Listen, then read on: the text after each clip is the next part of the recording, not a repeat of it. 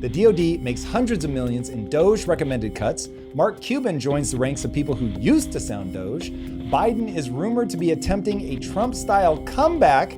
Bernie and AOC do America. Gary Economics hands the Dems their comeback playbook. Howard Lutnick lays out plans for a U.S. sovereign wealth fund. Elon says the Optimus robot will be the biggest product ever by a long shot. NVIDIA and Disney drop a robot that looks like a real-life WALL-E. And maybe aliens really did build the pyramids. Drew, it feels like life is stuck on 2X, man. This is getting crazy. The conspiracy theorists were right, man. They're always right. That was nuts. I can't wait till we get to that. But first, we have to start with the more immediate news in terms of what's going on in the DOD. We're going to play a clip for you from Pete Hegseth.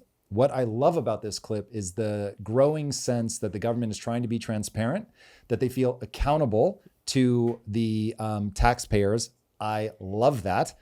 We are entering into an era where everything is just going to play out in front of the camera. There's good and there's bad. There's no doubt that I was super conflicted about the fact that the White House clash between Trump, Zelensky, and Vance played out in front of us all. I think that deranged it. But seeing the head of the Department of Defense going through line by line and telling people what we're cutting, I actually like this. All right, play that clip. We're back with another quick update on our efforts to cut wasteful spending and cut it quickly at the Department of Defense so we get the dollars to the things that the warfighters need.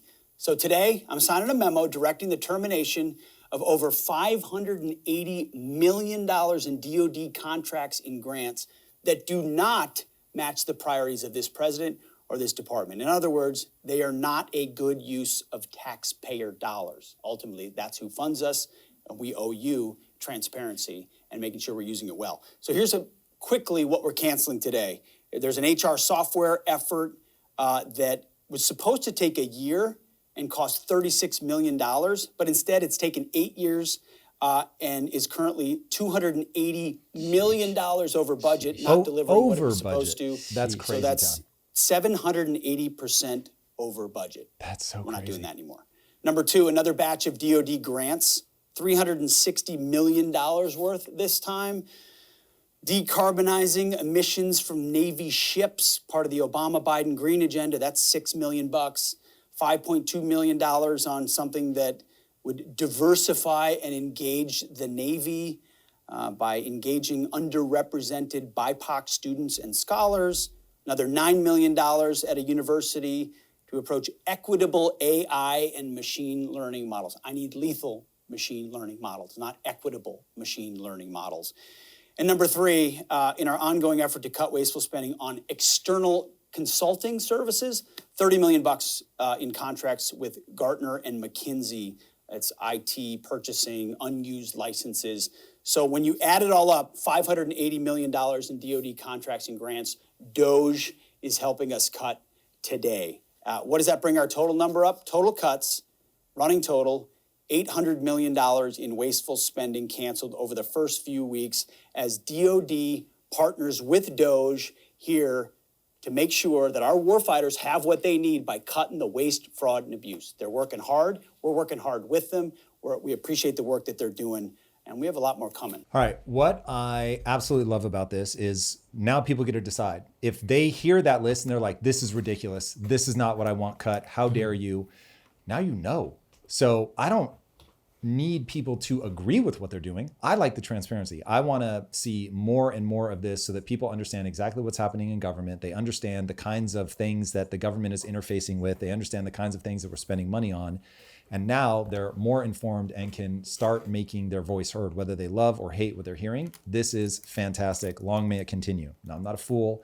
I understand that these guys are going to tell us the things that they think maximally make them look good. But the reality is when we speak, we cannot help but reveal ourselves. And so even if they're trying to position, posture, whatever, the more that we're able to get a glimpse into what we're doing, the more the taxpayers can decide if this is what they want, or if they're like, no, man, this we can't have this. This is taking us in the exact wrong direction. At least it's not being done in the shadows anymore. Yeah. And my favorite part was the fact that he acknowledged we owe the transparency to you, the American people. Yes. And I just like that shift in government in general. I like that the Democrats are now going live and they're talking more to their constituents. Like, I don't like this. I talk through bills or I talk through CNN to talk to you. No, let me hear it live. What's actually happened? Giving me the full list. Give me a website I can link to. Give me the bill PDFs. I can throw it in the chat. Like, let me actually follow those steps and have more of a partnership versus here, you take my money out of my check every 2 weeks and I'll figure out what I get 2 years from now. There, Peter Schiff. Yeah. So the intro to the Peter Schiff show, there's a clip that he plays. I can't remember which senator it is that says it, but there's a very famous senator, one that we would all recognize her voice. And she goes, well, we'll have to pass the bill for you guys to find out what's in it. And I was like, how can you let those words cross your lips? Like, that's so crazy. So between AI, between cameras just being everywhere, between the public having an increased sense of, I want to know what's going on and holding people to account, I'm here for it, man. I love it. Yeah. Increasing transparency. We had a spicy exchange between Gary Economics and Daniel Presley on the Diary of a CEO show. And I wanted to get your read on the real problem of, can you become a millionaire? I think the reality is, for kids from poor backgrounds, it is almost impossible to realistically get even financial security, never mind wealth. But why do you think you could do it, I could do it, he could do it, but you don't think other people could do it? I won every maths competition I've ever been in. You know what I mean? Since I was a little kid, I was one of the top students at LSE, and I still had to win my job by cheating in the card game. You know, that's the world that we live in. I don't think that's a very replicable strategy. What I see is most often the people who do really well financially who are young, they dropped out of school, they dropped out of university, they started learning how to do things by doing their own research. They start their own business or co-found a business. They take a very alternative path. When people sidestep that and say, okay, I'm not going to get into university debt, I'm just going to go off and actually figure out how the world works, there's actually loads of opportunities. Okay, so I guess we've sorted it then. All of our viewers need to do just be more entrepreneurial. It's as simple as that. More entrepreneurial, start a business. Listen, my friends can't feed their kids, okay?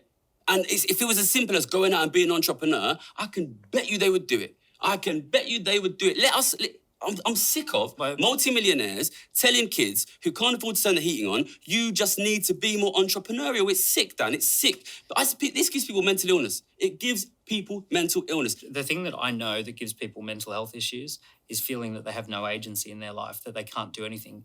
Your video where you talk about if you don't have a rich dad, you're screwed.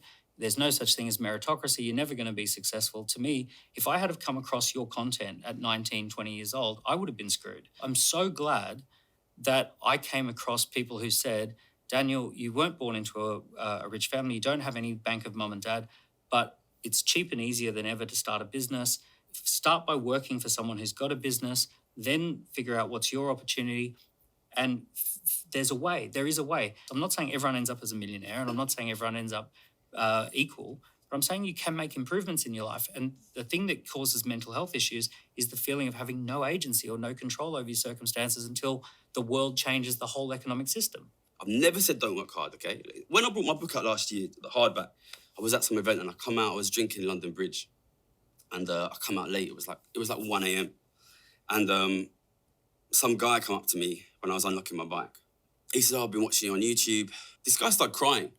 On the street, right, in front of me. He's like, I work so hard, Gary. I work 2 jobs. My mum's sick and I'm trying to help. I'm trying to support and I don't understand why. And I'm sorry that I'm crying, but nobody ever told me that it wasn't my fault before. That's what he said to me, okay? And listen. I believe 100% aspiration, ambition, entrepreneurial spirit. I would never see a kid that has that and say, turn it off, okay?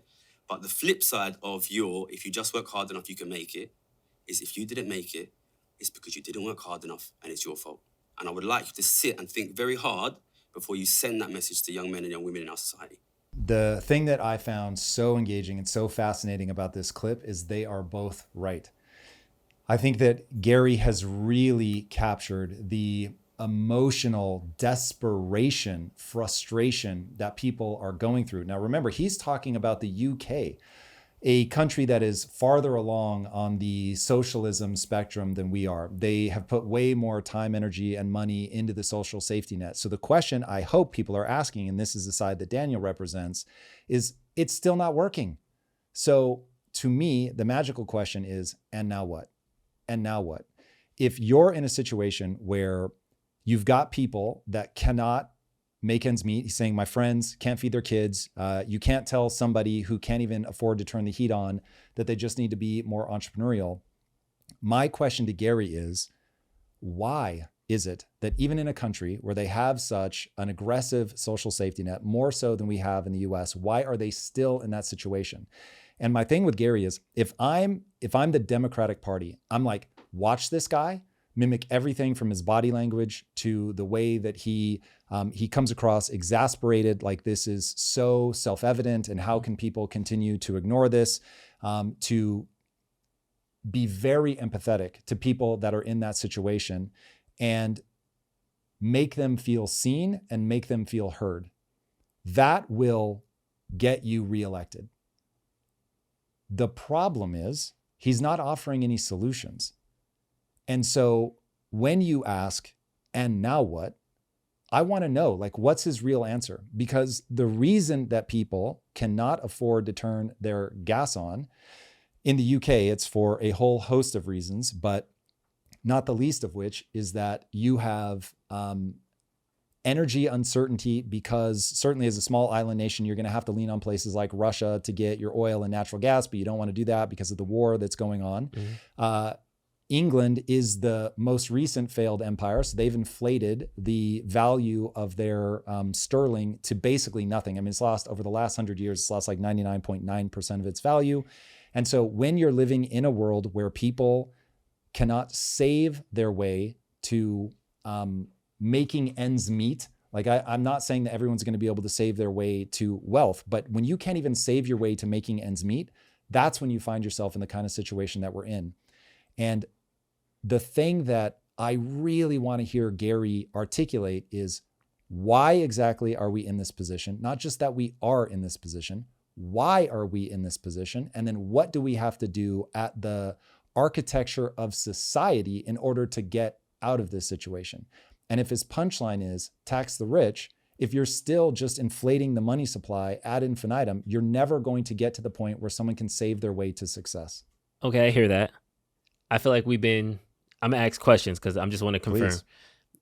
We've been doing inflation since what? Bretton Woods? Like, we've been doing inflation last 80 years, last 100 years? Well, what would you really, clock when it? the U.S. started, when they broke the peg to gold, they were doing it before that, and it was, they finally had to break it because they'd inflated it so much you couldn't turn your gold in, because people understood what was going on behind the scenes. But yeah, call it from 1971 is when it really just became completely unhinged. Copy. So from 1971 to 2025, we've been doing inflation the entire time. Yes. And if you look since COVID, it's something like 80% of all, this isn't the literal number, you should look it up while we're going here.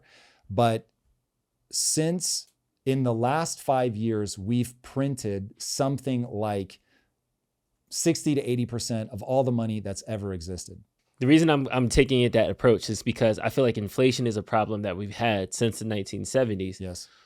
But, longer than that, but yes. Yes. But there is something about the current cost of living that is fundamentally different. Where there was a time, whether it was the 2000s, whether it was the 90s, whether it was the 80s, whether it was the 70s, you could you could work at a Starbucks and your wife could be a teacher and you can afford a home. Okay, so maybe when you get a little bit older, you can afford a smaller home. But now we're getting to a point where, like, I work at a Starbucks and I have a 9 to 5. I work my 9 to 5. I work at Starbucks on the nights and weekends. I have a wife. She's working, and we still can't afford a home. What I hear when I hear that is shock over the fact that you had a child that was born in 1971, and you're shocked that it's now taller when it's 18 years old. It's like, that's what happens. When you start printing money and the rate at which you print money escalates and escalates and escalates and escalates, the problem is going to get worse and worse and worse and worse and worse. Now, we are oversimplifying the problem. I want to be very clear. You and I have talked many, many times about there are problems in housing as well, but all of it stems back to when you start inflating the money supply, you create a relationship between money and assets that is so dysfunctional that people end up in this horrific situation. So let me walk you through what has happened just looking at housing prices. Energy becomes a whole nother thing, which is tied to the green revolution and things that we've been doing that are making energy prices even worse. So it's like all of these things designed to help people end up having these second and third order consequences that people just are not paying attention to. But all of these things are identifiable. You can point at them. They become a very entangled nest, and I'm happy to go literally one by one if you want. But I'm going to give you a simple story that people can hold on to so they understand at least the essence of the problem, even if they don't have all the specifics.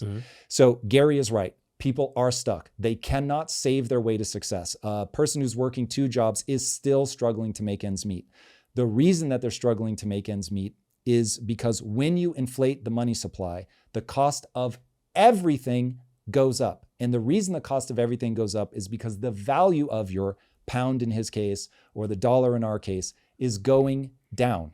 The only way to combat that is to what they call a flight to safety. So you leave cash and you go into an instrument like a house that's going to keep pace with inflation. So it isn't that the house is actually becoming more valuable. There are complexities because if you artificially limit supply, or you let, like you talk a lot about with BlackRock, you let them snatch up all the family homes, that's going to exacerbate an already big problem. But the house isn't actually becoming more valuable. What's happening is the dollar is becoming less valuable, so it takes more dollars to buy the same thing. Because people do not understand that there is a 0.9 correlation between printing of money and the rise of prices, they get very confused as to what's happening. What is happening? This is an oversimplification, but not by a lot. What is happening is money is being printed. That robs purchasing power from everybody. And then the way that they get that money back into the system is by buying assets. So the central bank buys literal debt instruments, which is an asset. And so they will buy that. So now, given that, at least in the US, 50% of people in the US do not own assets, which means that 50% as you inflate money, they only lose. The 50% that have assets, they lose because they also had their money inflated, but they then win in roughly the same amount because they're holding the assets that go up in value illusorily to keep pace with inflation. So at least by being in assets, if they're careful, they're going to be able to match inflation. So Gary's looking at the world and he's saying, hold on a second, like, why are these guys all getting screwed? And the reason is the people that he is fighting most for are the people who don't own assets. So they don't have a thing that keeps up with inflation. So as the house becomes more valuable, and now speaking in the US, you have the government going, the American dream is to own a home. Why did they say that? Because homes are the only asset that the average person just gets. Intuitively, intellectually, they understand it. I can live inside of it. I can't live inside of a treasury bond. I can raise my kids in it. I can decorate it. I fall in love with it. I love everything about the way that it feels. It keeps me warm. It keeps me safe. And so the government wisely was like, okay, cool. Let's just get everybody to focus on just own a home. Now, if they weren't inflating your money, you wouldn't have to do that because you could save your money and your money would retain its value.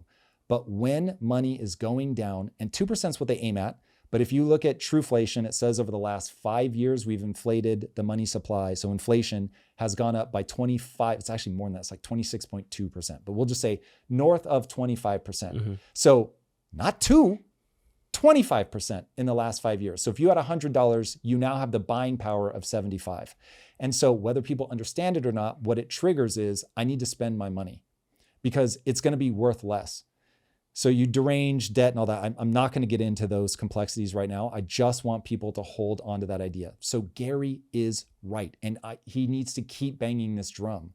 But what I really want Gary to start talking about is to take his magical ability to articulate the emotion of this and say, and now do this. But the only thing I have heard him talk about is taxing the wealthy.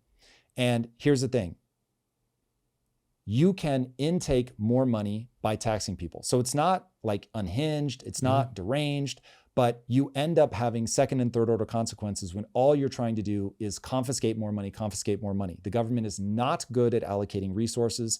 They will overspend, and to meet because you always have to balance a budget. When people say we have deficit spending, That's not the right way to think about it. You're just going to inflate the money supply to cover your bases. I'm gonna jump in though, because historically we have played with the tax rate to meet certain needs. If we were to enter into World War IV, we need to go against Europe. Can we at least get to 3 first? It's already happening, right? So Yikes. we would then say, okay, just like we did previously, the tax rate on the highest 1%, 2%, whatever that threshold is, it goes from 50% to 70% for this certain amount of time. Yep. We get these resources, we get out of this tough situation, we could bring the tax rate down. Do you think that this could be something that happens now? Because what I'm hearing is it's not your fault, it's the government's fault. They inflated the money, but it's okay. But the government is a faceless gray blob that the person who works in the 2 jobs who can't buy a house can't yell at, he can't get to the Fed to tell them to stop printing the money. But what can happen is maybe there could be programs that can help them. There should be something that helps them who didn't have it. Because if what you're saying is it's the government's fault, it is inflation, and that's the bottom line, then at that point, it's a luck thing. We're just not lucky enough to be born 40 years before inflation got bad. Let me talk to you about a period of time where I had a skin rash. This is a real story. Okay. I wake up one day and I'm like, my chest itches. I have no idea why. And it keeps getting worse. Now, I eat a super clean diet. So I'm like, this is weird. Something's going on. Everyone's like, oh, maybe the housekeeper like introduced a new soap or something. So we're asking, housekeeper, did you do anything different? No, it's all the same. It's all the same. So I start buying all these soaps that are like, they don't have deodorant in them and all that stuff, just really like trying to purify them. Like it's clearly something I'm putting on my skin. And it just keeps getting worse. And one night I wake up in the middle of the night and I want to cry.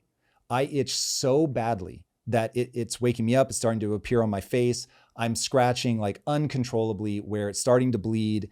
And I don't know what else to do other than sit on the edge of the bed at 2 a.m. And I'm like, I wish I were a crier because I just need to release this frustration. Everything about this is terrible. And I said, okay, you've been to the skin doctor. They've given me a cream now. So I'm applying the cream. The cream is helping, but it says like, you can only use this for so long. And I'm like, what would I say to somebody if they came to me and said, hey, Tom, I've had this skin outbreak. What could it be? I'd be like, oh, it's something you're eating. I'm like, I don't even need to know what you're eating. I just know it's your skin is an organ that responds to that. So I was like, okay, take your own advice. I'm like, I don't know what it is that I'm eating, but I'm going to stop eating it. And so I simplify my life.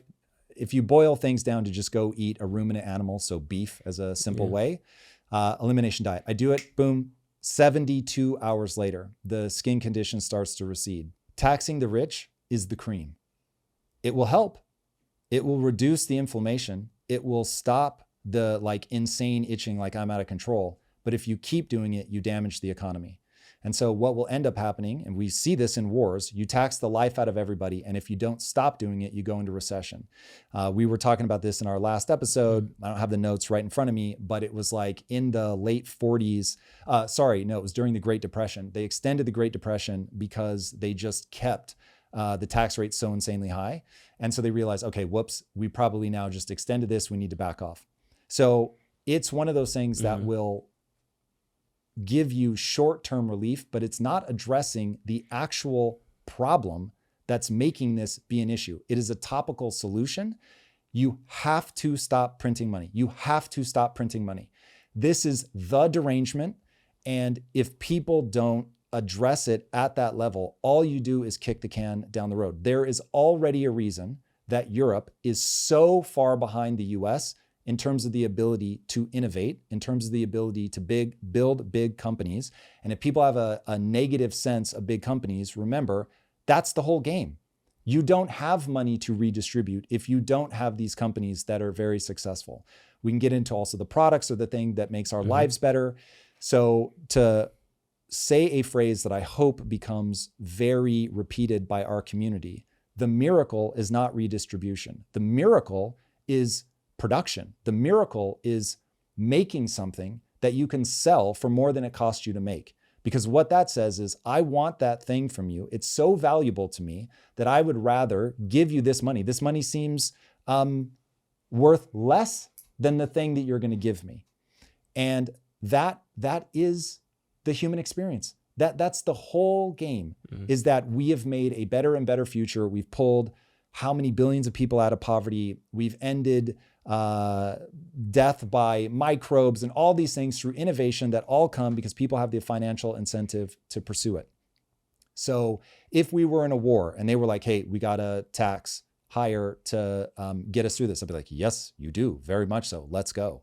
But they're looking at this as if the cream on the rash is the solution and that there will be no long-term consequences to using that cream. And there will. We'll get back to the show in a moment, but first let's talk about the one opponent you should never face alone, the IRS. The IRS isn't just any adversary. It's a $13 billion machine designed specifically to extract money from you. Now, if this sounds familiar, I want you to know you don't have to face it alone. Instead, get Tax Network USA in your corner immediately. Whether you owe $10,000 or $10 million, they have strategies engineered to get you the best possible outcome. And don't worry, the consultation is completely free. Stop looking over your shoulder right now and put your IRS troubles behind you. Call 1-800-958-1000 or visit tnusa.com/impact. Again, that's 1-800-958-1000 or head to tnusa.com/impact. This is a paid advertisement. And now back to the show. If I had a magical golden switch, I could flip inflation off. Do you think that flip will then make income inequality reverse? It will stop the problem from exacerbating. Then you're going to have to start addressing things like, okay, the reason that people are saying, hey, maybe the Trump tariff hokey pokey that's like really battering the stock market, maybe that's not so bad because it's making assets more accessible to people. You have to deflate the bubble somehow because you've made all of these things so expensive because you've got all these dollars fighting for those same things. At some point, the government has to stop printing money to go in and rescue banks or to save an industry that's struggling or in trouble. You have to let those things die. And if the wealthy get hurt in that, it is what it is, man. You've got to let that creative destruction happen. And I'm saying that as somebody who owns assets. And if I own an asset that gets in trouble, you got to let it go, man. And so I am perfectly willing to suffer the slings and arrows of a policy that is going to be better for the average American. To me, that is the only play. It is the only way forward. This stuff is so knowable, and partly because it is complex, people don't look at it. They know it's not a message that they can explain to people. What they can explain to you is own a house and we're going to make that price go up. Because I don't want a fractal, I'm not going to explain how making homes the American dream became problematic, because now instead of getting people to invest in something like the stock market, which is actually better for the country than a bunch of people owning individual homes, they wanted to make sure you got a return on it. Anyway, so there are reasons why even things like that can derange, but it's the government stepping in and saying from the top down, we're going to deal with this. We're going to put the ointment on the rash, rather than saying, what are we eating that's causing the rash? I want to now take Daniel's side. So here is what worries me. Daniel's right about people. I'm almost certain that data is out there and backs up the following claim. I can't point you to the study right now, but I'm very, very convinced that this is real. That learned helplessness is the thing that spirals people out of control. That's when people slide into despair. There is a reason that lateral eye movement is how you can pull people out of anxiety and stress and depression, because it is what your eyes do when you move forward. Now, why would evolution reward you by getting you to move forward? Because the way to solve your problem is to attack your problem. And so when you move towards something and your eyes scan side to side so that you can navigate the landscape, your nervous system begins to calm down. And I've been saying for years and years and years, trying to teach people mindset, action cures all. Now, I couldn't have explained it the way that Huberman can explain, like the eye movement and how deeply it's embedded in the nervous system. But I just knew every time I'm feeling stressed, every time that I'm tempted to feel overwhelmed, if I just go, okay, what is the problem? How do I attack it? Nobody's coming to save me. I can get myself out of that stress. I can get myself out of the anxiety. I move myself into solution-oriented mode. And so Daniel is right, but that's so at odds with the emotion that people feel. And that's why Gary is, I just got the chills. Gary is really capturing this moment. This, though, is where things get dangerous. When people let their resentment cloud their judgment in terms of what is actually going to work. And if long-term, your goal is, I want to make sure that I'm making progress in my own life, but that my kids, and I mean financially, that my kids are going to do better than I'm going to do. That won't happen by the government doing handouts. Everyone that can hear my voice right now knows my take on look at Mao's China, look at Stalin's Russia. The only way to go further down that path requires tyranny, force, death, destruction, forces you to make people lie. And when they start lying, people start dying. I mean, it's literally a whole mess.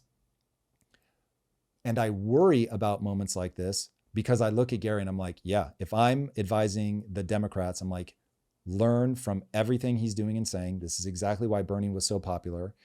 And the problem is it won't work. If it would work, then England would be closer to success than we are, and they're not. If it would work, then Xi Jinping wouldn't have had to use capitalism to pull his country out of poverty. He would have used more communism, but he didn't. He went the exact opposite direction. It just is the physics of the human experience. I got nothing on that. But the problem is, and the funny thing is, I want to keep attacking myself because I want people to understand, like, there is a way to solve this, but it's hard to explain. It's because the goalpost moved. And it sucks that the goalpost moved, but it already moved. So we can define the goalpost. What is the goalpost? The level of output you needed to accomplish to meet your basic necessities. Yes. And now if everybody could go, that's because of money printing, we win. But okay, that's become money printing. Bad government, don't ever money print again. Okay, my bad, guys, I won't ever money print again. That doesn't move the goalpost back forward. Okay. So you know what I mean? Like, this is the couch out the like this is the I'm no longer adding to the problem. So step one of getting yourself out of the hole that you dug is to stop digging. So that you're at least, now we've stopped digging. Okay, cool. Now we can start to build the ladders out. Now we can use light touch regulation. Let's just take housing. You could use light touch regulation to say something like BlackRock and any other company, you cannot own more than 3 private homes, whatever. That you start lessening some of the zoning restrictions so that people, when they go to buy a house, they have the option, I can build a house, I can buy a house. So now when people choose to build a house instead of buy a house, that's another house that's on the market. So that neighborhood, the values of the houses all go down a little bit because instead of think of Manhattan, right? The only way to go is up. And given that you can only go up, the prices stay really premium. This is why when people use examples, they're like, buy Manhattan real estate, buy coastal real estate, because the coastline isn't going to magically get bigger. The coastline may, in fact, get smaller as global warming. So when you find something that is inherently scarce, now you've got a shot of that price going up. But when it's something that's, I mean, look, houses are not easy to replicate, but they are far easier to make more of than they seem to be currently because of the restrictions. So just like they socialize the losses, we should also then, in essence, socialize the correction as well. Well, I hate the use of the word socialize. What you want to do is address the foundations of how the economy works. Modern monetary theory is a joke. People need to stop embracing it immediately. It is the thing that is deranged. No, but I don't want to fright. I'm going specifically to the point that when you inflate the money, everybody who owns $1 now has 95 cents, hypothetically speaking. Of buying power. Yeah, of buying power. Now, when we flip it on the other side to your point of, okay, now we increase the housing supply, we ease building regulations. The people who, there was 100 houses, now there's 150 houses. You've inflated the housing supply. The housing. Perfectly said, Jesus. Okay. That is brilliant. So in that way, we are socialized. What I mean by that. Like I hate the use of that word, so I would just use a different word. Yeah, well, inflate. Inflate the housing supply. I'll meet you there. Now houses cost less, 100%. Yay. So in fact, that's a great way to thought experiment to, is what I'm saying actually true? Because once you realize that, if you inflate the housing supply, houses become worth less dollars. And now more people have access to them. And they still supply all of the things that they did before in terms of comfort, a place to raise your kids, safety, security, etc. Happy. But it becomes a worse asset to hold. But that's to me, that is a wonderful trade-off. Yeah, that's a good problem to have. No I have doubt. too much money and I need to invest it somewhere else. Cool. Go and build a local community center. Go do something else. Go. Yep. Now look, invest in Thomas local Sowell businesses. is right. There are no solutions. There are only trade-offs. Because the next thing people should say is, oh, I want the cost of eggs to go down. In fact, why did the cost of eggs go up? Because it killed a whole bunch of chickens. They deflated the chicken supply, which deflated the egg supply, which made eggs more expensive. If you want eggs to drop in price, you need more eggs on the market. So you need more chickens laying more eggs. Man, that's maybe easier to explain than people think it is. Create more of something, it becomes worth less. Create less of something, it becomes worth more. But there's something weird because you have the same number of dollars in your bank account, but it buys less. That's where people break. Supply and demand curve. Supply and demand curve. Moving on. Bernie Sanders and AOC were, I don't want to call it campaigning because I don't want to talk about elections because we just had one. But They are campaigning. They are campaigning. Wisely so. They got to build back, man. Democrats have been all-time low popularity. So Bernie tweeted about his rally last night. Insane. 15,000 in Tempe last night. Trump visited the same space 12 days before the 2024 election. He couldn't fill it. AOC and I had overflow crowds. America will not accept oligarchy and authoritarianism. On to Greeley, Colorado now. Denver tonight. Huge crowds expected. Okay. He's trolling with the huge too. Huge. It's big. No one's ever seen anything like it. Here is what I love about this. When you are the outsider, you get to be the rebel. You get that cool energy. You get to paint a picture and nobody can say whether it's going to work or not. When you're the ones in power, all of a sudden it's very easy to point at and say, well, the things you're doing are not helping. It's very easy to point at Trump and be like, you're causing chaos. So this is their opportunity to really push forward. And I think that they're doing a good job of getting out there, getting people hyped up, giving them a message that they can believe in. Now, I have a feeling it's all going to be emotive, which admittedly is what I would advise them to do, but isn't ultimately going to be the thing that's good for the country. But what I hate about this is, first of all, oligarchy just means ruled by the few. Read James Burnham. There's no way to not be ruled by the few. Bernie and AOC are the few that were running the country when the Democrats were in power. So that's nonsensical. The authoritarian part, both sides right now. Trump obviously displays authoritarian tendencies, but so does anybody who's like tax, take their money. That is also authoritarian because you are saying, I'm going to take your money. I don't care whether you earned it or not. And I'm going to do with it what I want. And the only way that you can do that is with what? Guns. And if there was no threat of we will put you in prison, we will come and take your stuff, people wouldn't pay. So let's not pretend like what they're saying doesn't come at the end of a gun barrel. It very much does. So both sides have a tendency towards authoritarianism. The last real check-in that we had with a group of people that were absolutely terrified of that were the founders of the country. And so thankfully they put in checks and balances, which is the thing that everybody, I think, should be rightly worried about with Trump, because homeboy makes way too many authoritarian noises with whether it's teasing, I wish he were teasing, he's not at all, about running for a third term, whether it's ignoring judges. It's nerve-wracking. Like those are things moving in the wrong direction. But yeah, this is calling the kettle black for me. The pot calling the kettle black.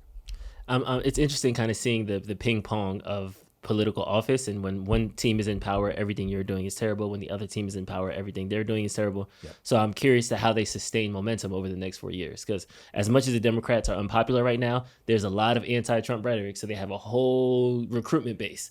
They have a whole bunch of people that want to vote for the other side. So I think they do have momentum coming into this next election.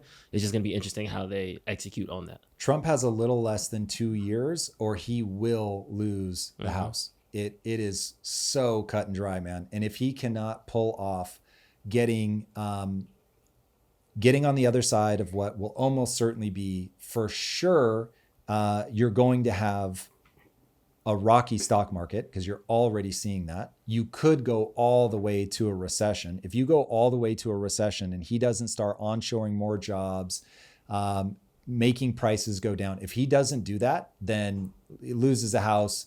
Lame duck for the last 2 years. Republicans lose power. Democrats are back in office and the seesaw continues.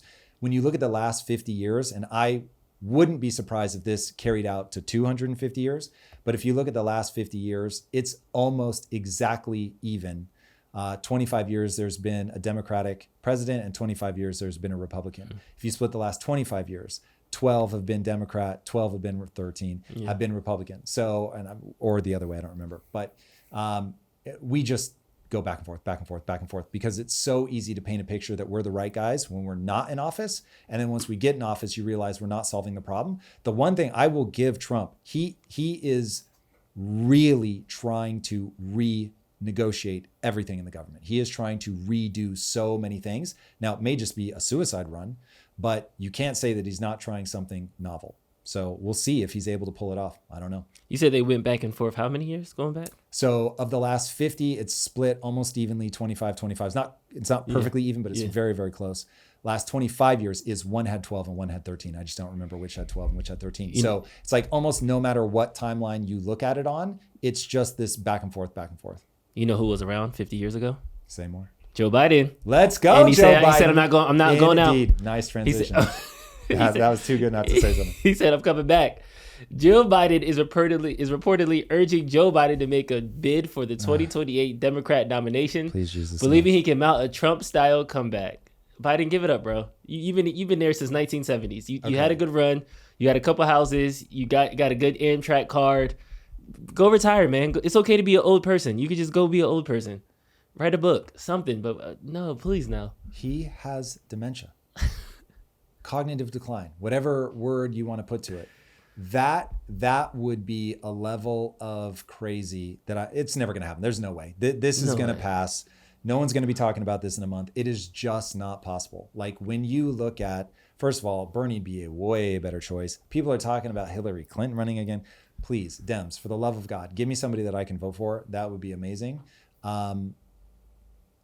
Moving towards the middle, I think everybody knows my take. I want to see somebody that is way more centrist, somebody that can articulate the underlying cause and effect of all of this. I really don't want to be in this seesaw, whiplash, back and forth world. And the only way to really avoid that is to have both sides way closer together. There's 350 million people in this country. I don't know why Democrats keep scrolling the last 7. Like there's so many other choices. Please. Well, people think that AOC is going to run 2028. I think I don't know how old she is, but she'll for sure be over 35. I have to imagine in 2028 if she's not already. But yeah, there's no way it's not going to be Biden. No way. I'll plant that flag right now. Yeah. I don't buy that either. I wanted to revisit this Howard Lutnick all-in interview from our Friday episode. Yeah. Because one thing we didn't get to was the sovereign wealth fund and really kind of the actual strategy and idea of it. So to your point of Trump is trying to add novel strategies to the government, this is something we haven't thought about, but on paper it does sound interesting. We can join together in this concept. Crypto, obviously, Bitcoin. You guys announced the strategic Bitcoin reserve. But broadly speaking, you also announced sort of this idea of the sovereign wealth fund. Yes. Can we talk about that? Sort of what is the vision behind that? How do you want that to be executed? How do you think it should be run? What assets are on the table? What assets and strategies should never be on the table? How are you thinking about it? The greatest customer in the world, the United States government, the most powerful, the greatest customer, buys stuff. We walk in, we're going to buy, here's an example I like to use. We're going to buy 2 billion COVID vaccines. Mm-hmm. When we buy it, Pfizer and Moderna stocks are going to triple. They're going to triple. So then we say everyone's going to have this vaccine. If I were, after Jared Kushner negotiated the best deal he could, if Howard Lutnick walked in the room, Howard Lutnick would say, what do you think, 20% warrants? Right. 20% warrants? Right. Right? What? So we'd make $50 billion off of who? Nobody. Right. We didn't take from anybody. We didn't do it. Okay, the shareholders of Pfizer, who we've just tripled them with our order. Right. Now, how many of my customers in my life have required that from me? All of them? All of them. Like this isn't like, oh, Howard, this is the greatest new idea ever. This is just business. Proper. So I don't view risk of the sovereign wealth fund. I view the first couple of years of the sovereign wealth fund are Scott Bessent and I making money Monday, Tuesday, Wednesday, Thursday, and Friday. Say, well, but you can't invest and lose. Don't you lose money? No. Why? Well, if I have Big Daddy of the United States of America behind me, right? And I'll give you an example. We buy missiles episodically. Launch a missile, buy a missile. Launch a missile, buy some missiles, right? The people who sell us missiles have bad quarterly earnings or good quarterly earnings, but they're episodic. Yeah. Here we go. I will sign a contract with you, 10-year contract, cancel it at the end of 5 years, to buy X amount of missiles, and I'll pay you quarterly. Then they can take that contract, they can go finance it. Yeah. Their financing costs go, their earnings are steady, and their multiple improves, and their stock doubles. The thing that I love about the Trump administration is that he has some of the best minds in all the different areas. You've got the greatest capital allocator of all time going into the government and saying where we're spending money well and where we're not. The Commerce Secretary is one of the most successful financial managers, I don't know what the right word to put on it is, ever. I'm literally, when 9/11 wiped out basically his entire staff, he just rebuilt the company again. Like, this is a guy that understands money. And you have Scott Bessent, the same thing. I've never heard of him. I had no idea who he was. And when I hear him talk, I'm like, oh my God, like, this guy really understands finance. And so you have these guys that understand finance that I know cynical people think that they're doing it to enrich themselves. When you look at what they're doing, it will be, if it works, it will be good for the average American. Mm-hmm. And so I am only just beginning to really think about a sovereign wealth fund and how that will play out well. So I certainly reserve the right over time. I may realize that there are some downstream consequences that I'm not anticipating. But when I look at other countries and the way that they've done this and how they've been able to lower the taxes of their people. So you look at Saudi Arabia, Saudi Arabia, no tax. I don't think Dubai has taxes either because they have oil money. And so, the bad news is partly to keep their population quiet. They give them money and have royal families. Obviously, I would not want to see that happen in America. But giving people money such that you can reduce their taxes, that is amazing. And there's obviously a playbook for it. We're seeing it with people that have been able to monetize their national resources as well as they have been able to reduce the tax burden in some cases entirely. So it is entirely possible that we have financial guys involved in helping the government structure deals, leverage our own natural resources to the point where something like what he's talked about being the goal of this administration, to make it so that people making $150,000 or less don't have to pay tax. Dude, that would be amazing. That is how Trump stays in office. If they're actually able to show that they're moving towards that by the midterms, ooh, buddy, people are going to be here for that. If you start seeing manufacturing jobs return, if you start seeing the tax burden going down, if you see prices on essential things coming down, that will be excruciatingly popular. But it's a race. Yeah. So we have on one hand the DOD reductions, DOGE happening, getting the cost of government down. On the other hand, we have the sovereign wealth fund that hypothetically can bring the revenues of the government up. So that is kind of a race to just that balance. When can we get to a... He talked about that in the full interview, which I highly encourage people to watch. Again, I'm perfectly fine if people watch it and they hate it, they understand it and say this is garbage. Cool, great. That's a democracy. I want to hear what people think. But he lays out the strategy of if Elon Musk and Doge can go in and find $1 trillion in waste, fraud, and abuse and cut that, and then he can make $1 trillion in new revenue through things like better deal structure, through the Trump Gold Card, through a return on a sovereign wealth fund that better monetizes the assets that we have as a nation on our balance sheet, like natural gas, things like that. Then suddenly that becomes a real thing. And this is why I think people, you can be disingenuous on both sides, and we covered this in our Friday episode, but there's two ways to be disingenuous about that.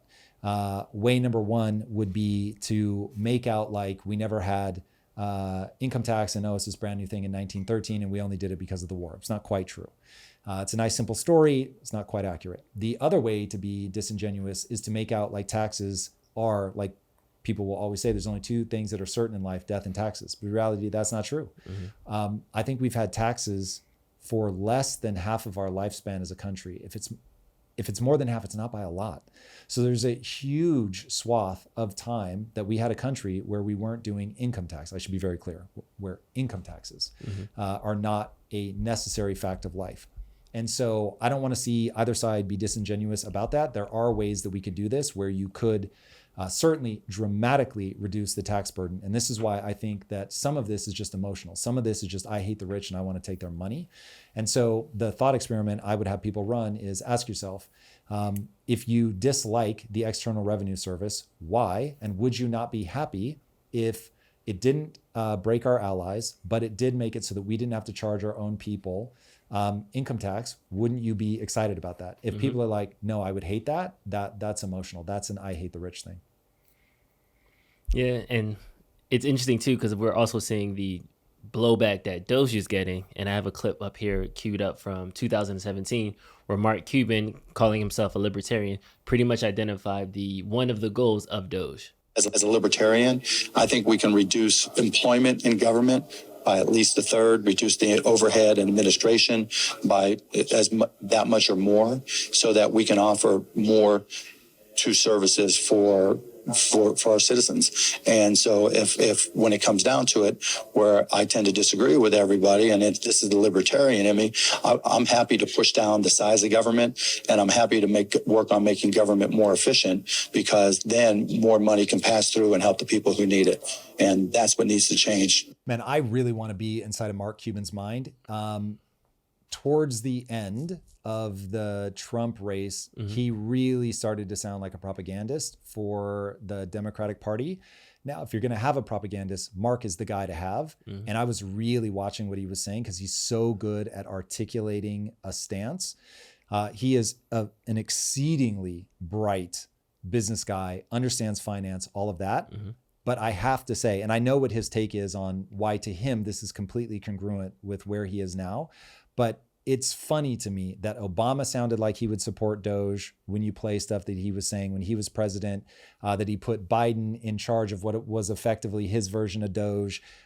You had Clinton and Gore both doing their version of Doge. Like you've got all these Cuban, you've got all of these Democrats that are very clear that they like the ideas behind Doge, but they don't like Doge itself.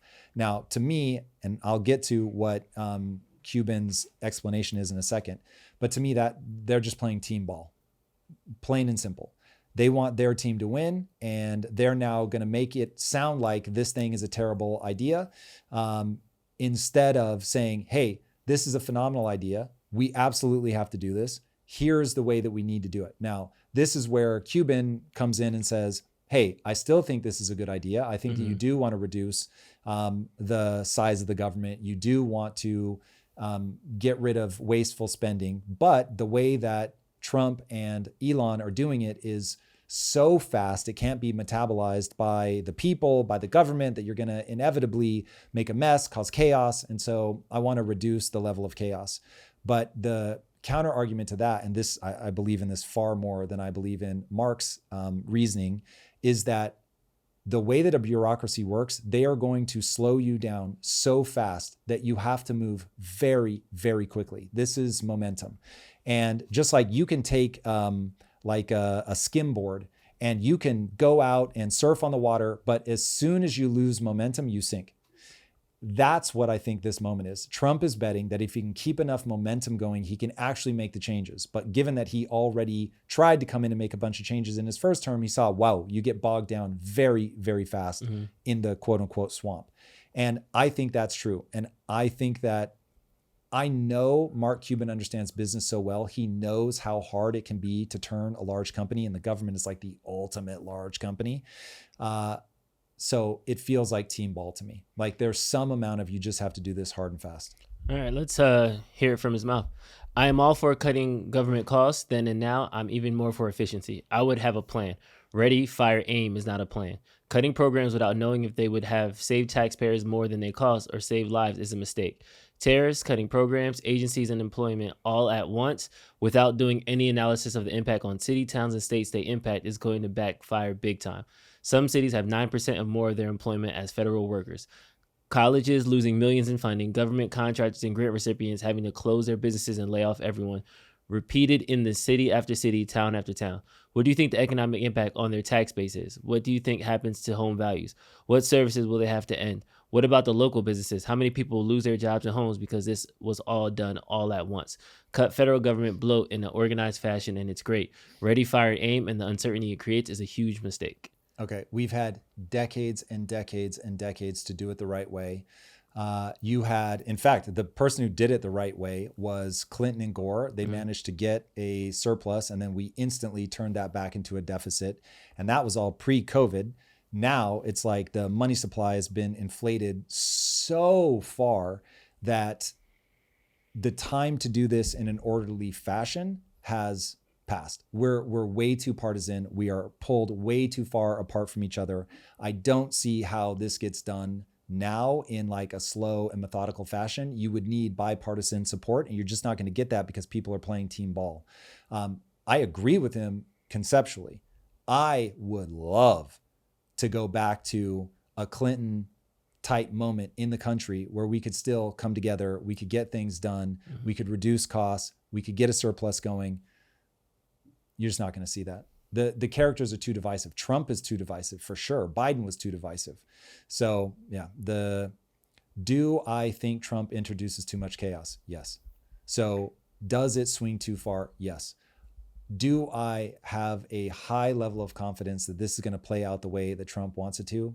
No. Do I think that doing something radical at this point is going to be the only way that you break both paralysis by analysis, which is part of what he's calling out? Look at the Department of Education. All the increased spending in the world did not solve the problem because you have a foundational issue. Whatever ideas are guiding them just are broken. The ideas that have been guiding the government around printing money and that budgets don't matter and blah, blah, blah. That, I mean, we talked about it with the Gary economics thing. You are not addressing the foundational problem. This is the first administration I see attempting to address the foundational problem. So we'll see. And I mean, on that, if I were going to debate myself, I would say I would come at me from the angle of, well, all these tariffs are going to raise prices. I don't know that that's actually true. It's going to raise prices on certain items. So there's no correlate here in America, but at least it's a consumption tax if they lower taxes. Obviously, by putting the tariffs, they have to lower the taxes. If they make things more expensive and don't lower taxes, it's just a loss. And they will suffer at the polls as they must. But I think that there's at least a shot. When you hear Bessent talk, when you hear Lutnick talk, you can see the pieces they're trying to put together. When you hear Trump talk, it just sounds like chaos. But when you hear his cabinet talk, I'm like, okay, this might actually work. We'll see. Again, this stuff is hard and the economy is complex. So there are no guarantees here, but at least they're trying. We'll get right back to the show in a moment, but first, let's talk about where your money goes. Most people work hard, deposit their paychecks, and somehow end up wondering why there's nothing left at the end of the month. Those random Amazon purchases, food delivery habits, and unused subscriptions are invisible money leaks sabotaging your future. That's where Monarch Money comes in. It's not just another budgeting app. It's a complete financial command center that gives you total visibility across all your accounts, investments, and goals in one place. Over 1 million households have already made the switch, and the Wall Street Journal just named it the best budgeting app of 2025. You can even share access with your partner or financial advisor at no extra cost. Take control of your finances today. Use code THEORY at monarchmoney.com to get 50% off your first year. That's half off at monarchmoney.com and use code THEORY. And now let's get back to the show. In AI news, Kai-Fu Lee had an interesting take about He's been on the show, by the way. Yeah, about the AI race. In both US and China, the pre-training of a giant model has consolidated and is consolidating. And it's become clear that open source will be the winner.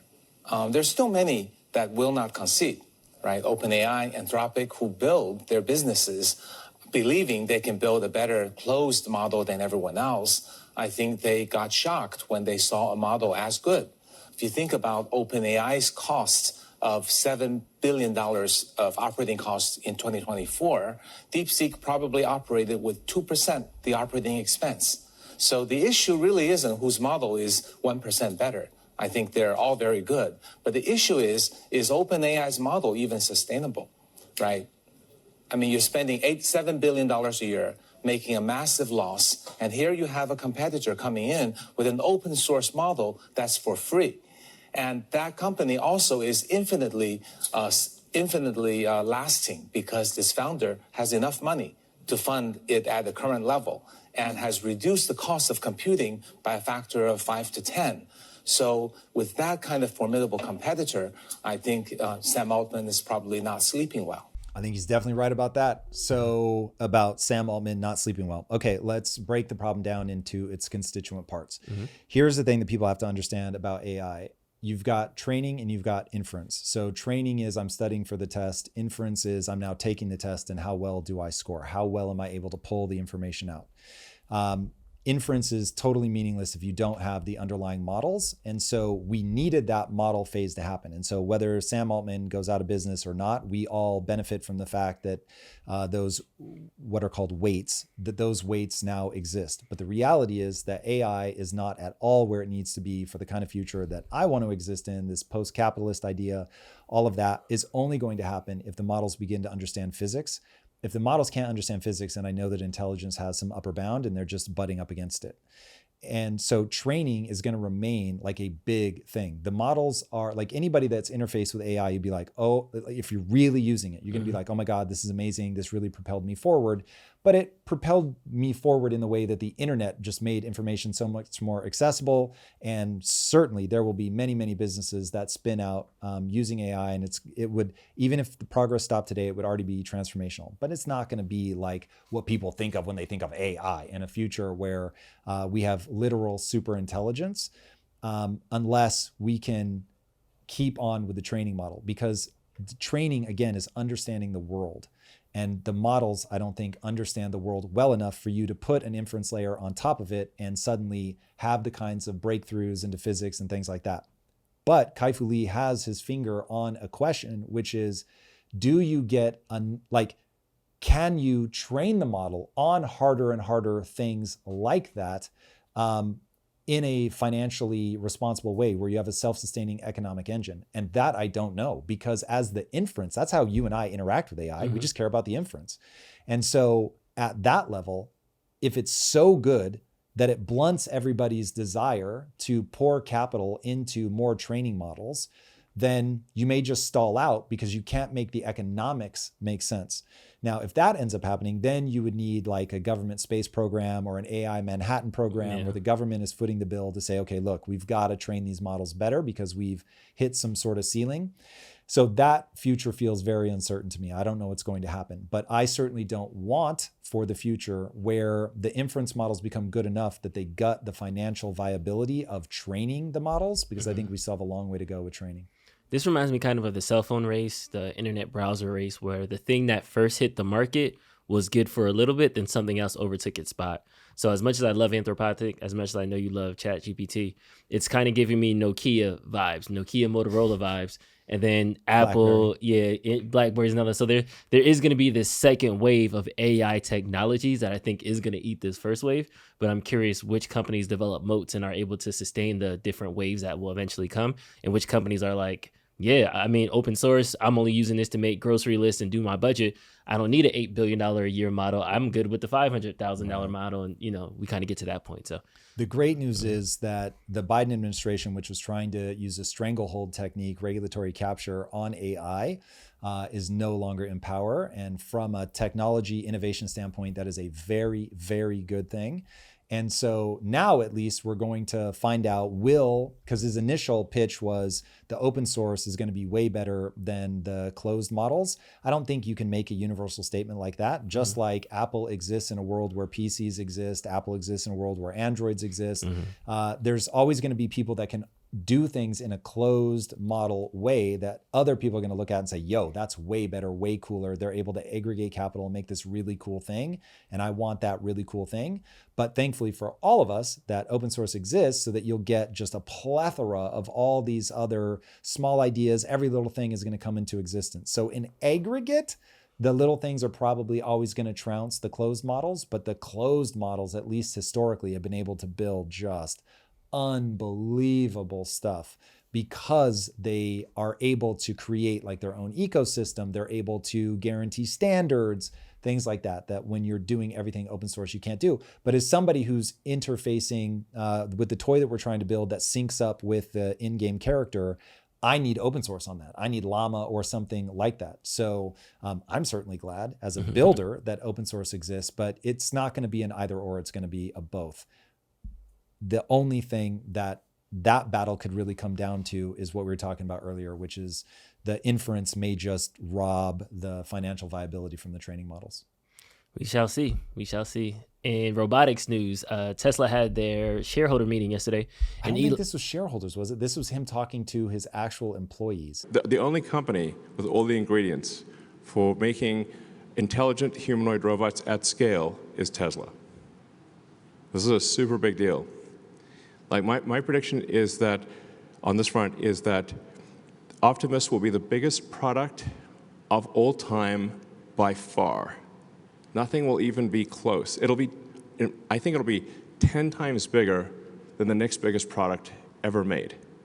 I don't think that people really understand just how big robotics and AI are going to be. The fact that he is making the claim that this is going to be the biggest product ever, not the biggest product at Tesla, not the biggest product he's ever made, the biggest product of all time. He's said in previous talks that he thinks they'll be able to make 1 billion robots a year. I don't know that he was saying just Tesla, but that robots in general will be made at that kind of rate. And at that rate, it doesn't take long for there to be more robots in the world than there are humans by a lot. And if that ends up being true, and I don't see why it wouldn't, if you can get the cost cheap enough, it is going to be a future that is very different than the present. I feel like it's only a matter of time at this point, because between this robot releasing, we have the NVIDIA Disney robot that they just kind of teased out as well. It is for sure only a matter of time. You got to pull that thing up. That thing is absolutely incredible. I want one of these immediately. I thought this was CGI. That looks fake. This is a collaboration with Google's DeepMind, Disney Research Lab, and NVIDIA. Man. This is definitely going to be walking around like Disneyland, Disney World. Like, I completely see that. They're going to have Star Wars optimized versions. There's no way they don't sell these at some point. Yeah. And I want one immediately. When this thing jumps up on stage with Jensen Huang from NVIDIA, oh my God. Because I honestly thought the first time I was seeing that it was CG until it popped up on stage and started walking around and talking to him. Not talking, but doing R2-D2 sounds. Are you ready? Let's finish it up. We have another announcement. You're good. You're good. Just stand right here. Stand right here.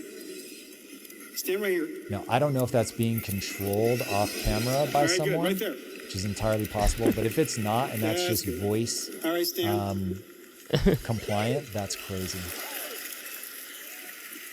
Yeah, this stuff I find incredibly exciting. Okay. You ready to put on your conspiracy theory hat? Let's do it. Put it on. I know where we're headed now. The conspiracy theorists were right. The pyramids is not what they say they were. There was okay, I don't even know where to start on this one. So there was a scan that did like almost like a sonar scan. They did a thermal mapping of the pyramids, like ground penetrating scans. Yeah, and they found an entire structure underneath the pyramids, so much so that it was spiral-shaped cylindrical structures stretching over 600 meters. That's 2,000 feet straight down beneath the Great Pyramid. Jesus. On top of that... 2,000 feet? 2,000 feet. On top of that, there's like 5 buildings feet? On top of it. Like, there's something here, yo. I don't know if you heard about the Anunnaki tribe. That was another one. This one, somebody claimed that this was kind of like almost like earthquake like pillars. Like, so this is back. It like they told us. Wait. Are you sure about the 2,000 feet thing? 2,000 feet. About stretching over 600 meters, about 2,000 feet. Whoa. 1.2 miles below the pyramid's base. What on earth? An enormous hidden construction deep underground. It's so funny. I saw this at the headline level. I did not dive in. This is even crazier than I thought. I cannot believe how big that is. So there's some people that think that the aliens came down, taught the people how to use the pyramids, and then they disappeared, flew away, got killed, died, whatever happened. There are some people that think that we are the dumb generation and that our ancestors were way smarter than us. No, you'd see way more advanced technology. But this is from just an ability to excavate and drill down. That seems impossible. I just asked ChatGPT, what do the haters of this discovery say? And it says, recent claims have surfaced regarding the discovery of extensive underground structures beneath the Pyramid of Giza, purportedly extending over 2,000 feet below the surface. These assertions are primarily based on a study by researchers, name.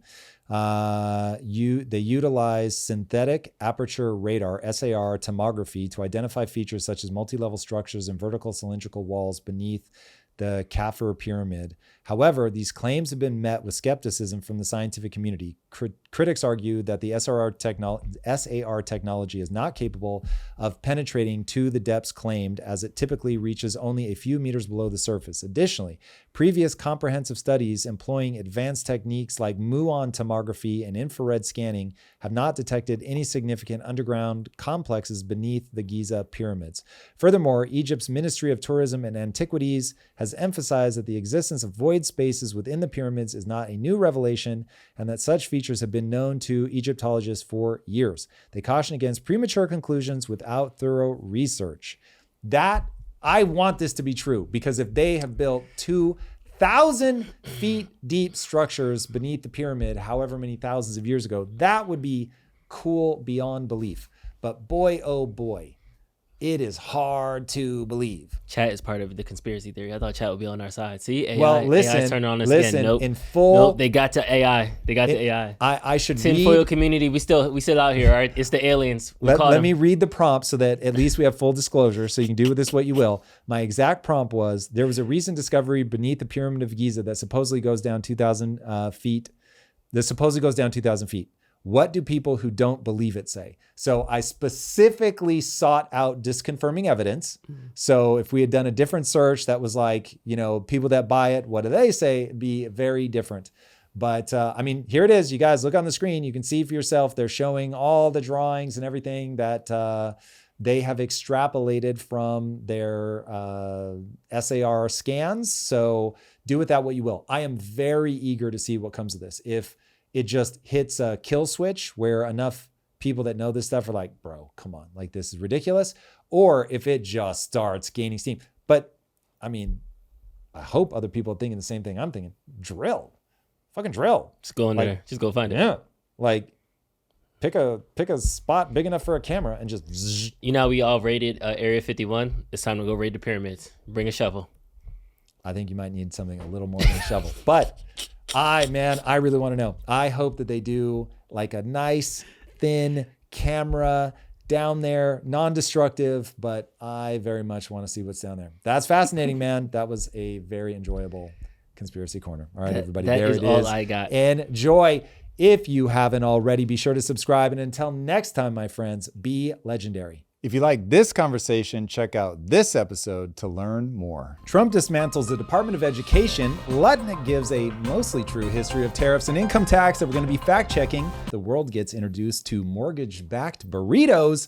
Village Roadshow files for bankruptcy as Legacy Hollywood continues its death throes.